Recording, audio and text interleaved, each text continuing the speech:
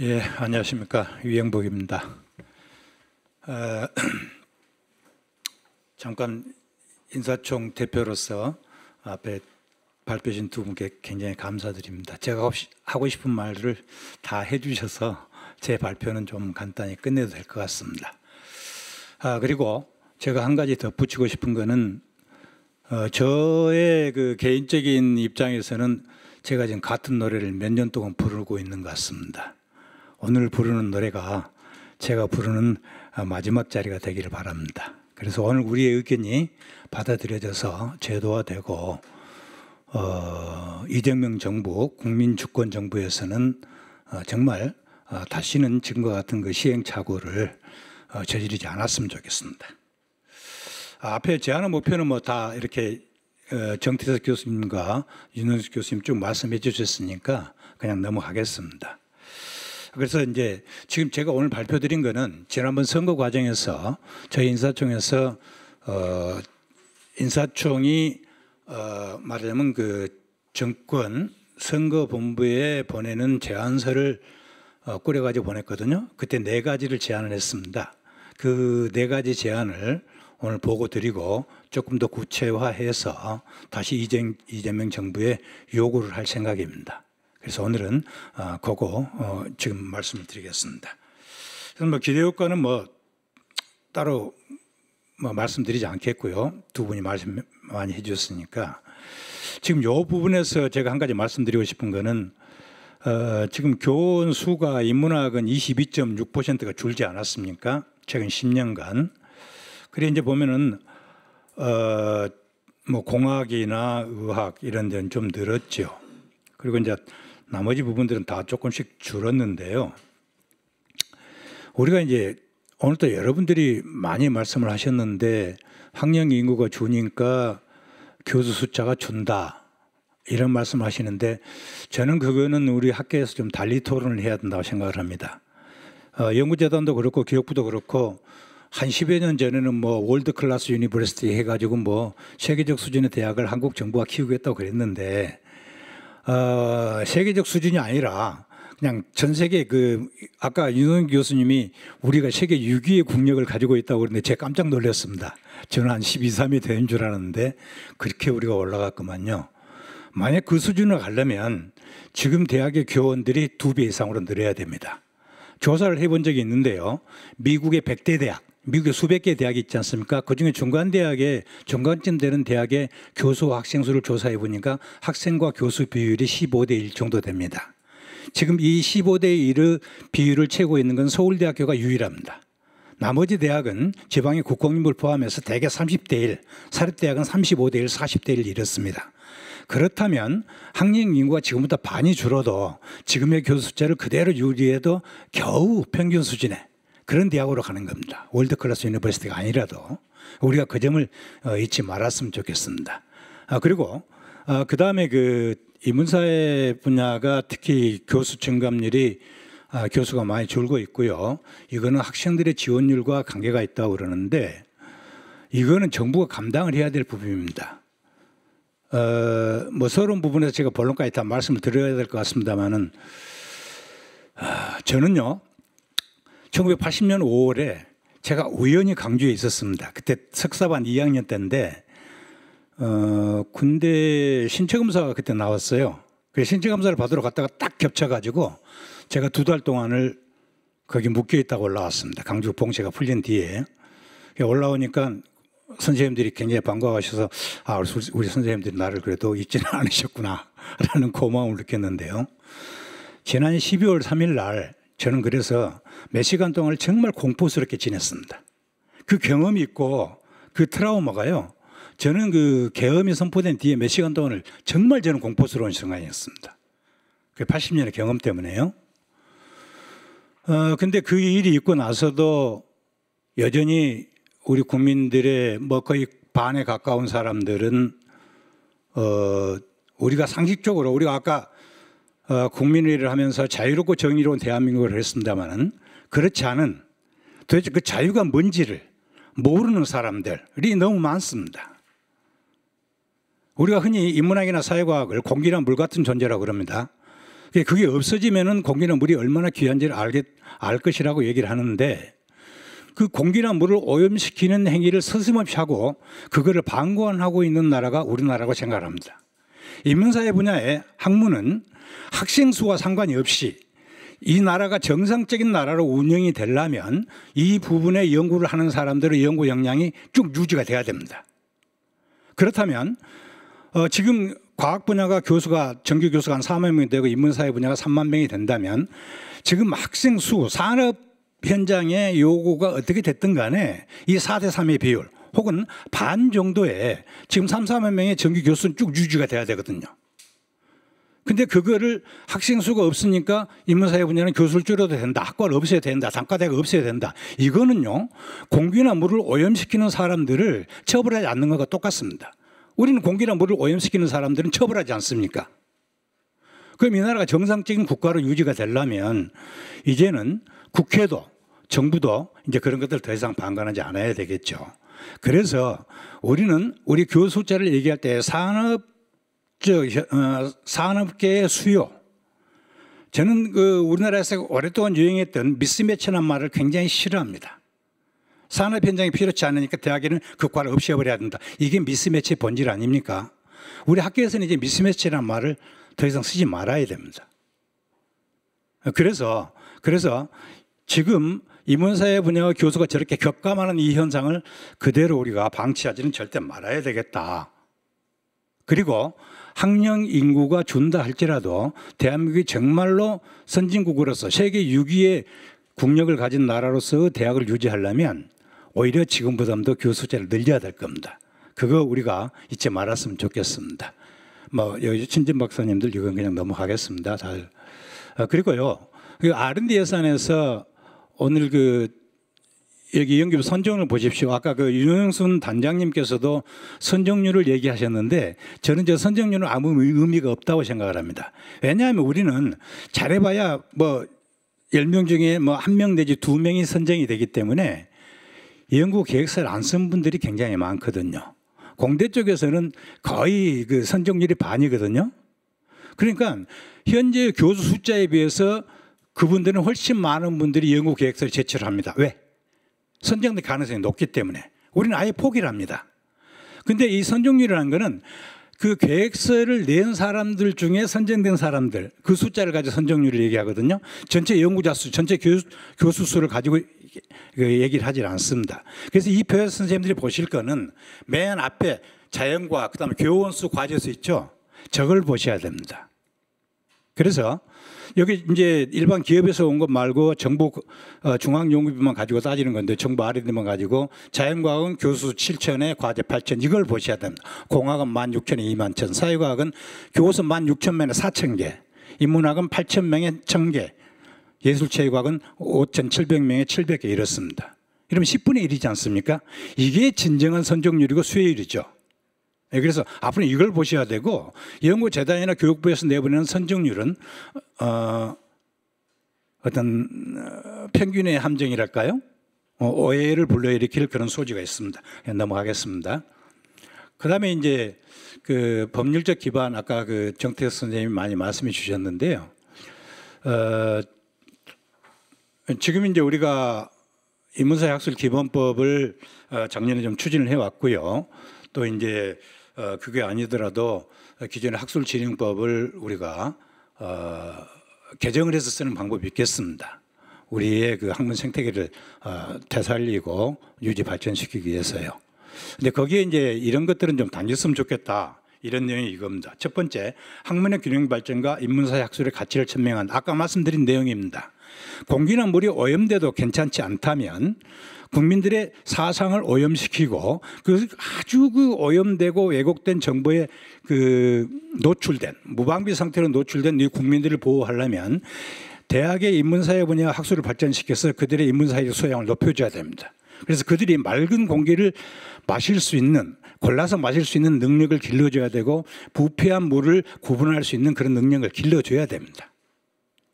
그렇기 때문에 인문사회 학술을 반드시 정부가 책임을 지고 발전시켜야 된다는 그 항목을 어딘가 우리가 집어넣고 그거를 제도적으로 보장을 하고 정부가 책임지도록 해야 된다 이런 얘기입니다. 그다음에 뭐 두 번째는 이제 그걸 하려면 교육부를 중심으로 해서 우리가 기본 원칙이라든가 기본 계획을 수립하고 이래야 된다는 거고요. 그다음에 세 번째 이제 국가인문사학술위원회 설립입니다. 다시 말씀드리게 되네요. 윤영선 교수님이 오늘 세계 6위에 우리가 국력을 가진 나라라고 그랬는데 그저께 그 산업재 포스코 뭐 무슨 회사 있었잖아요. 그 대통령이 굉장히 화가 나가지고 이건 미필적 고의에 의한 살인일 수가 있다. 근데 저는 그날 우리나라 산업재해가 높은 줄은 알았습니다만 OECD 국가에서 제일 심한 나라인 줄은 정말 몰랐습니다. 그 이전에 제가 알고 있던 것은 자살률, 노인 빈곤율, 그렇지 않습니까? 남녀 임금 격차가 OECD 국가 우리가 제일 높습니다. 행복 지수는 가장 낮은 나라죠. 그것만 있는 줄 알았더니 산업재해가 제일 높은 나라입니다. 굉장히 이상하지 않습니까? 세계 6위의 국력을 가진 나라라는데 일반 국민들의 삶의 질은 대단히 낮아 있는 거죠. 근데 그런 생각을 한번 우리가 해볼 수가 있습니다. 근데 이 자살률이라든가 출산율 이런 문제들은 워낙 중요한 문제이기 때문에 정부의 모든 부처들이 다들 계획을 세우고 돈을 쓰고 있습니다. 근데 자살률은 IMF가 끝낸 이후로 지금까지 20년 동안 오늘 어느 분 발표에 있었습니다. 언제나 20년 동안 OECD에서 가장 높은 국가, 그것도 1등과 2등 사이에 격차가 굉장히 큰 1등의 자살률을 우리나라 가지고 있습니다. 왜 이렇습니까? 그리고 예산을 보면 적게 쓰질 않았더라고요. 그렇다면 우리도 국가인문사회학술위원회라는 걸 만들어서 정부의 모든 부처가 모여서 자살 문제를 같이 토의를 하고 효율적으로 대책을 세우고 예산을 수립하고 나머지 부분 다 마찬가지일 겁니다. 뭐 출산율도 그렇고요. 요즘 뭐 정부가 가지고 있는 AI도 마찬가지라고 생각을 합니다. 그래서 자연과학 쪽에서는 국가과학기술자문회가 있어서 아주 정밀하게 저걸 토론을 하고 학술 예산을 짜고 그 다음에 계획을 짠다면 우리 이제 인문사회 분야도 저 위원회를 만들어서 정부 각 부처들이 서로 합의를 거쳐서 가장 좋은 안을 만들어내고 예산을 효율적으로 집행을 해야 하지 않나 싶습니다. 그 다음에 인문사회 학술정책연구원인데요. 이거는 뭐 더 말할 게 없습니다. 저 뒤에서 있으니까 이따 다시 말씀드릴게요. 그 다음에 인력 양성 활용 및 비영리 법인 단체의 육성. 이것도 이제 정부가 아까 첫 번째 항목에서 인문사회 분야의 인력을 길러내야 된다면 그들이 연구를 할 수 있도록 안정된 환경에서 연구를 할 수 있도록 연구 안전망을 만들고 그런 환경을 부여해야죠.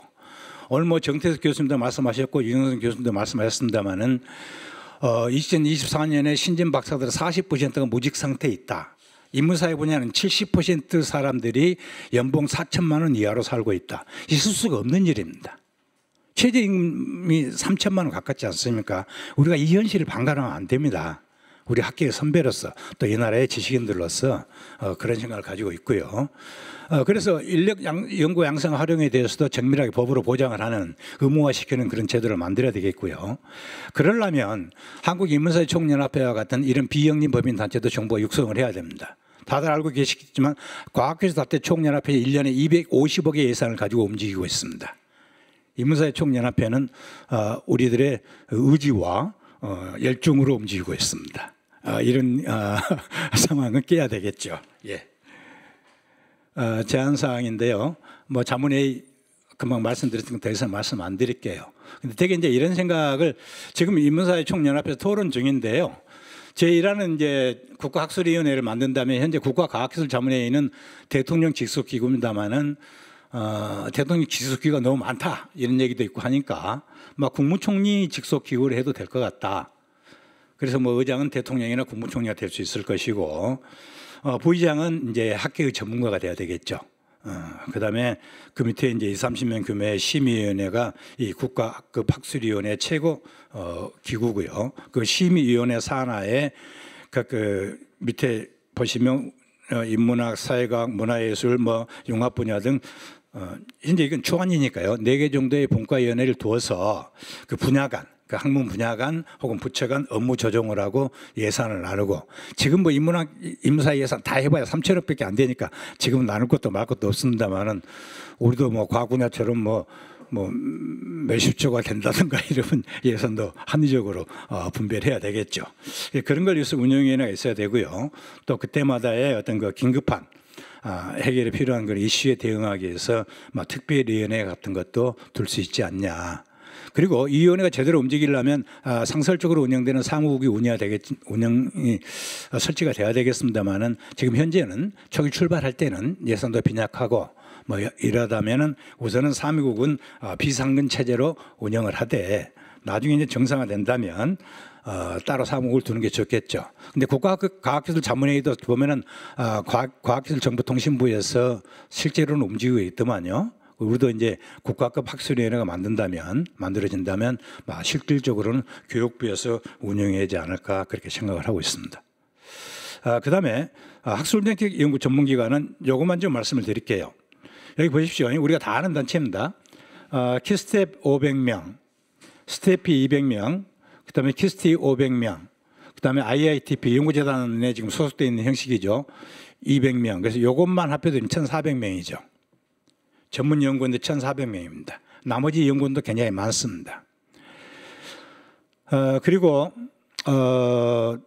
대개 1,400명이면 이 4개 기관에 2천억 이상이 투입되고 있을 겁니다. 대개 한 명의 연구원당 보니까 예산 훑어보니까 1억 5천 정도 계산이 되더만요. 뭐 급여로부터 비롯해서 여기에 2천억이 투입된다면 한국연구재단의 인문사회 연구본부에서 다루고 있는 2,500억에 거의 맞먹는 금액입니다. 아시겠죠? 근데 우리 인문사회 분야의 학술 정책을 연구하는 부서나 인원은 대한민국 한 명도 없다고 볼 수 있습니다. 연구재단에도 없고요. 경제인문사회 연구산하에도 없습니다. 경제인문사회 연구산하에 뭐 인문사회 특별위원회인가 한 20여 명 정도의 그 위원회가 하나 있습니다만은 뭐 예산도 없고 특별한 활동 사항도 별로 없는 걸로 알고 있습니다. 그래서 우리가 제대로 된 우리 학문 분야의 그 전망을 세우고 예산을 효율적으로 운영을 하고 또 국회나 정부를 설득할 수 있는 그리고 그야말로 아주 품위 있는 그런 거 대한민국을 만들어 가려면 이 학술정책연구전문위원회가 꼭 있어야 됩니다. 그래서 이제 생각해 보기로는 소속은 뭐 교육부 산하일 수도 있고 오타가 나왔네요. 경제인문사회 연구에 소속일 수도 있고 독립기구로 둘 수도 있겠습니다만은 지금 이제 과기정통부 같은 데는 키스텝을 산하 연구기관으로 두고 있으니까 현재 교육부의 상황을 보면 이 학술정책 연구 전문기관도 교육부 산하 기구로 두는 게 좋지 않을까 하는 생각을 개인적으로는 생각을 해봤습니다. 그리고 우선은 아까 그 과학 분야의 그 학술정책 연구 기관 중에서 가장 작은 기구인 스테피 경제인문사회 연구의 산하 기구의 인원이 한 200명 됐죠. 우리는 출발할 때 한 100명 정도면 어떨까 이런 생각을 해봤습니다. 그래서 이제 학술정책연구부가 있고 미래가치연구부가 있고 이 2개의 부서만 두지 않았습니까? 그리고 이제 이슈대행 협업본부 10명, 이제 경영지원본부는 행정부서입니다만은 우선 뭐 이렇게 10명만 생각을 해봤습니다. 이것도 앞으로 토론이 필요합니다. 그런데 왜 학술정책연구부하고 미래가치연구부만 뒀냐? 그래서 이제 학술정책연구부는 그야말로 우리 학술 연구가 필요한 그런 거 정책을 연구하는 부서고요. 미래가치연구부는 말하자면 교육, 뭐 대학교육, 정규교육, 시민교육을 연구하는 그런 부서겠습니다. 왜 이 2개만 뒀느냐? 아까 말씀드린 대로 뭐 자살 문제 있고 환경 문제 있고 뭐 취업 문제 있고 뭐 노인 문제 있고 굉장히 많은 문제들이 있습니다. 출산 문제 있고. 근데 정부 각 부서들이 지금 굉장히 많은 뭐 위원회 연구소 만들어 놓고 굉장히 많은 돈을 쓰고 있거든요. 그래서 우리 이슈대행 협업본부에서는 우리가 한 뭐 10명, 20명 정도 인원을 두고 우리가 연구를 하려면 그쪽과 협업이 필요하지 반드시 필요할 테니까 말하자면은 연락을 하는 그리고 그들의 그 연구 결과를 우리가 수렴해서 우리 연구에 참여하는 그런 부서로서 뒀고 우리가 만약 학술정책연구본부를 만든다면 학술정책연구부와 미래가치연구부를 두면 어떨까 이런 지금 토론을 진행 중입니다. 조금 더 구체화시켜서 정부에 넣을 수 있으면 좋겠습니다. 예, 그리고 이 100명 정도를 가지고 그 챗GPT한테 1인당 한 6천에서 8천 정도의 임금을 주고 얼마나 필요하냐 그랬더니 한 100억에서 110억이 되겠다고 그럽니다. 100억에서 110억 정도면 되겠다고 그러는데 100억을 주면 100억을 줘서 이 부서를 만들면 1000억 이상의 효과를 내지 않을까 싶습니다. 우리 다 같이 그 관심을 가지고 좀 그 국민주권 정부 집권 기간에 이 많은 점들을 많은 일들을 꼭 좀 해냈으면 좋겠습니다. 감사합니다. 예.